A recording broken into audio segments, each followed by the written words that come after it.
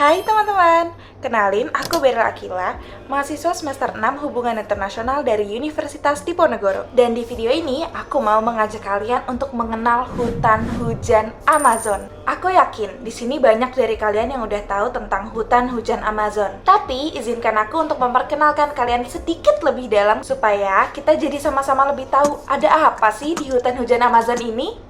Seperti banyak dari kita tahu bahwa hutan hujan Amazon ini merupakan hutan hujan tropis terbesar di dunia. Dengan luas 6,7 juta kilometer persegi, hutan hujan Amazon memiliki tata letak meliputi sebagian besar wilayah Amazon Basin yang melintasi sungai Amazon dan anak sungainya. Hutan hujan Amazon terletak di jantung Amazon Brasil yang meliputi 9 negara di Amerika Selatan, yakni Peru, Brazil, Kolombia, Venezuela, Ekuador, Bolivia, Guyana, Suriname, dan Guyana Prancis.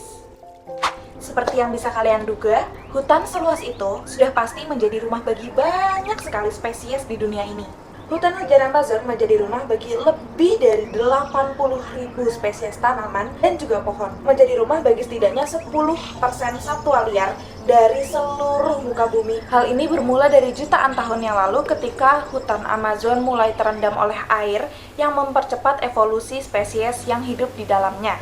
Lalu, apakah dari awal namanya memang Amazon? Siapa yang ngasih nama Amazon kepada hutan hujan Amazon itu? Nama Amazon pertama kali ditabalkan oleh salah satu dari tentara Spanyol yang bernama Francisco de Orellana. Jadi ketika Orellana dan tentara Spanyol lainnya tiba di hutan itu pada tahun 1541, terjadi pertempuran sengit nih di hutan itu antara tentara Spanyol dengan suku-suku wanita asli dari hutan tersebut, yang mana suku tersebut dikenal dengan nama suku Tapuyas. Kemudian setelah Orellana melihat para pasukan perempuan dari suku Tapuyas tersebut, Orellana teringat nih pada kisah pejuang perempuan dari Amazon yang dikenal cantik, pemberani, dan kuat yang berasal dari legenda Yunani kuno. Nah, untuk bisa ke hutan hujan Amazon itu sekarang udah mudah banget. Jadi bukan tidak mungkin kok kalau kalian mau mengunjungi hutan hujan Amazon ini. Tapi, ingat untuk selalu awas dan berhati-hati ketika menjelajahi hutan ini ya. Karena hutan hujan ini bukan sembarang hutan. Di dalam hutan ini terdapat banyak sekali satwa ganas yang bisa berbahaya terutama jika kalian lengah. Beberapa di antaranya adalah seperti ikan piranha, black caiman, dan anaconda hijau. Tapi tenang, di balik kengeriannya, hutan hujan Amazon juga menyimpan banyak keindahan di dalamnya.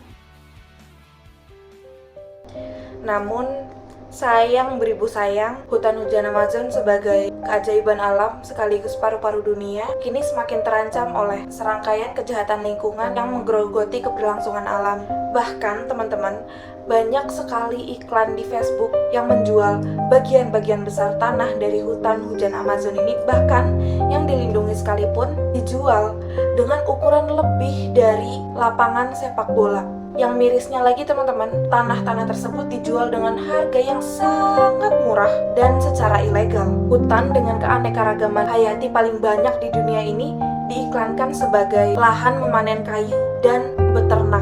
Tingginya jumlah isu lingkungan yang menghantui hutan hujan Amazon menjadi pemicu utama kehilangan hutan tersebut. Hilangnya hutan hujan ini tidak hanya merugikan satwa, tetapi juga suku-suku asli yang bergantung pada keberadaan hutan ini sebagai sumber kehidupan mereka, entah untuk pertanian, untuk pakaian, dan bahkan untuk obat-obatan tradisional. Selain itu, kita juga dapat melihat adanya hubungan yang jelas antara kesehatan hutan hujan Amazon dan kesehatan planet ini. Kenapa? Karena hutan hujan tropis yang mengandung 90 miliar hingga 140 miliar metrik ton karbon itu membantu untuk menstabilkan iklim lokal maupun iklim global. Selain itu, Amazon juga memompa sekitar 7 triliun ton air per tahun ke atmosfer, dan juga hutannya mendaur ulang 50% sampai 75% curah hujan tahunan kembali ke atmosfer. Akuisisi lahan, perdagangan satwa liar, pencemaran, penambangan ilegal, buruan liar, korupsi, dan pencucian uang yang melemahkan hukum pada kejahatan lingkungan, serta banyaknya isu kejahatan lingkungan lain telah menghancurkan dan mengancam kesehatan dan keberadaan hutan hujan Amazon. Mengetahui ini, tentu saja kita sebagai manusia yang membutuhkan oksigen, sumber daya alam, yang membutuhkan kesehatan alam untuk hidup, kita tidak bisa hanya tinggal diam saja. Salah satu langkah utama yang bisa kita lakukan adalah menumbuhkan kesadaran akan pentingnya hutan hujan bagi keberlangsungan seluruh makhluk hidup di dunia. Selain itu, kita juga perlu untuk memperkuat perlindungan hukum bagi hutan-hutan yang ada di dunia ini, serta bagi masyarakat yang menghuni hutan tersebut, khususnya masyarakat adat. Selain itu, kita juga perlu untuk menegakkan hukum yang lebih tegas terhadap perdagangan ilegal, serta perambahan lahan. Lebih jauh lagi, kita harus menyadari bahwa apa yang sedang terjadi di hutan hujan Amazon, di sungai Amazon, di Amazon, itu tidak dan bukan hanya menjadi masalah bagi masyarakat lokal saja, melainkan juga pelajaran penting bagi Indonesia dan negara-negara lain di dunia. Kita bisa dan kita perlu belajar dari kesalahan yang terjadi di Amazon dan menetapkan kebijakan yang serius dan benar-benar berkelanjutan untuk menjaga kelestarian dan keanekaragaman hayati di negara kita sendiri sebelum terlambat. Teman-teman, perlu kita sadari bahwa kini bumi sudah tak lagi asri dan bersahabat seperti dulu. Dan itu karena ulah kita. Ulah manusia yang egois dan tamak. Lalu, apa yang akan kita sisakan untuk generasi mendatang? Museum tumbuhan, oksigen tabung berbayar, atau satu prototipe? Maka dari itu, dimulai dari sekarang, dengan aksi bersama, kita bisa mencegah kehancuran yang tidak terbayangkan itu bagi hutan dan bumi ini, serta memastikan bahwa warisan alam yang luar biasa ini dapat terjaga untuk generasi selanjutnya.